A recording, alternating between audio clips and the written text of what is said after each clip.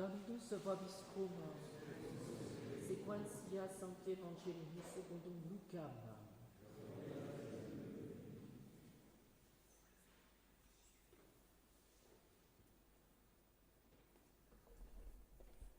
La 15e année du règne de Tibère César, Ponce Pilate étant gouverneur de Judée, Hérode, tétrarque de Galilée, Philippe, son frère, tétrarque d'Iturée du pays de Traconite, Lysanias, tétrarque d'Abilène. Sous les grands prêtres Anne et Caïphe, la parole de Dieu fut adressée à Jean, fils de Zacharie, dans le désert. Il alla dans toute la région du Jourdain, proclamant un baptême de pénitence pour la rémission des péchés, selon qu'il est écrit au livre des oracles d'Isaïe le prophète. Une voix crie dans le désert, préparez la route du Seigneur, rendez droits ses sentiers, que tout ravin soit comblé, toute montagne ou colline abaissée, que les chemins tortueux deviennent droits et les rocailleux des routes unies, et toute chair verra le salut de Dieu.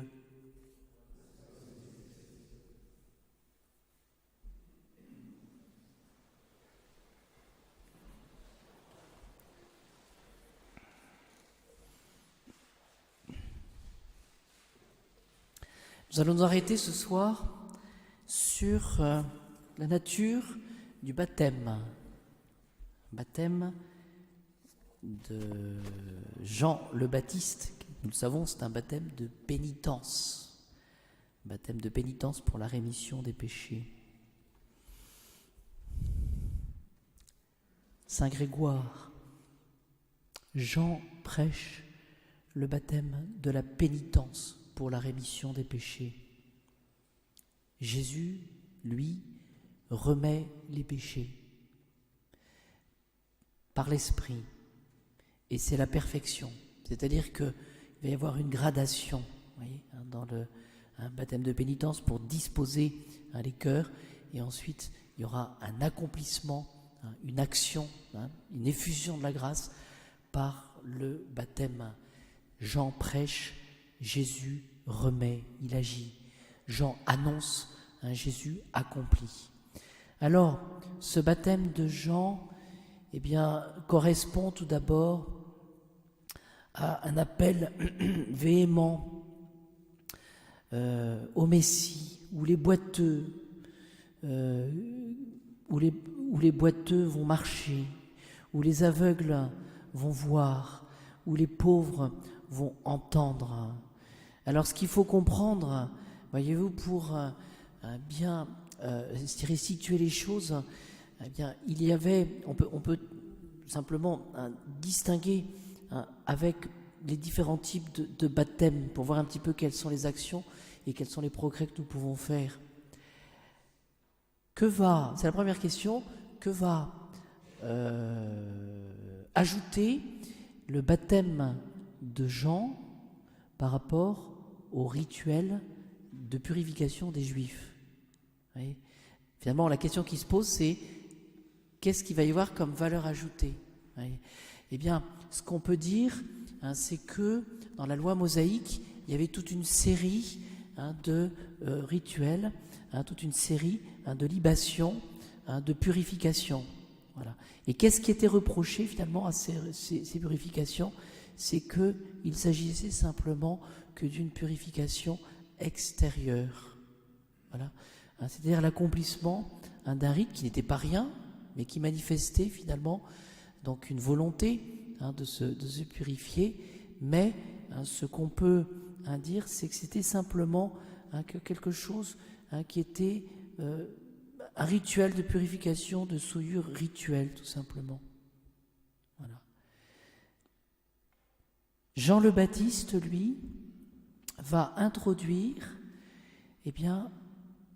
un baptême de pénitence qui va induire, et c'est ce qu'il faut comprendre, une démarche qui sera plus spirituelle. Voilà. C'est-à-dire que ce baptême de pénitence va induire la contrition, c'est-à-dire la douleur qui a été causée par le péché. Et donc il y a, disent les théologiens, une certaine efficience. Vous voyez, mais ce n'était pas un acte sacerdotal, mais c'était une forme de contrition, une forme de regret, voyez, que nous pouvons demander au Seigneur et qui est une disposition d'âme pour le sacrifice. Vous voyez, au début de la messe, ce que nous avons fait, c'est que le prêtre a récité le Confiteor et vous-même, ensuite, avez récité le Confiteor. D'ailleurs, on peut préciser les choses. Pourquoi 2 Confiteors? C'est pour bien marquer, dans le rite, le caractère, le sacerdoce ministériel du prêtre, qui va lui-même s'accuser devant ses paroissiens. Et puis ensuite, les paroissiens qui vont réciter le Confiteor, vous voyez, c'est pas du tout redondant, c'est pour manifester le sacerdoce baptismal. C'est-à-dire que vous-même, par le baptême, vous n'avez pas reçu le sacrement de l'ordre, mais vous pouvez accomplir, de par votre baptême, une action sacrée. Et c'est pour bien marquer cette distinction entre le sacerdoce ministériel et le sacerdoce baptismal, eh bien qu'il y a cette distinction. C'est la richesse du rite, de la forme extraordinaire. Il y a, voyez-vous, dans le baptême de Jésus, un baptême donc qui est fait par l'Esprit, eh bien il y a un acte sacerdotal, voyez, dans lequel, disent les théologiens, la contrition sera consacrée par Dieu. C'est-à-dire que le baptême aura un rôle d'effacer complètement le péché. Les péchés seront remis. Voyez, et ensuite, il y aura, comme la nature a horreur du vide, il y aura l'effusion de la grâce. C'est-à-dire, il y aura cette venue de la Sainte Trinité dans l'âme, pour transformer l'âme de l'intérieur. Voilà, donc retenons simplement, et c'est ce qui sera le fondement évidemment de l'espérance. On comptera sur la grâce de Dieu pour pouvoir atteindre la perfection pour laquelle, le ciel pour lequel nous sommes faits. Alors pour être plus clair, parce que j'ai peur d'avoir été confus ce soir, essayons de demander la grâce, dans tout ce que nous faisons, que ce ne soit pas simplement quelque chose d'extérieur. Je crois que c'est la première chose que nous pouvons demander au Seigneur, ce qui correspond au rituel des libations qu'il y avait dans la loi de Moïse.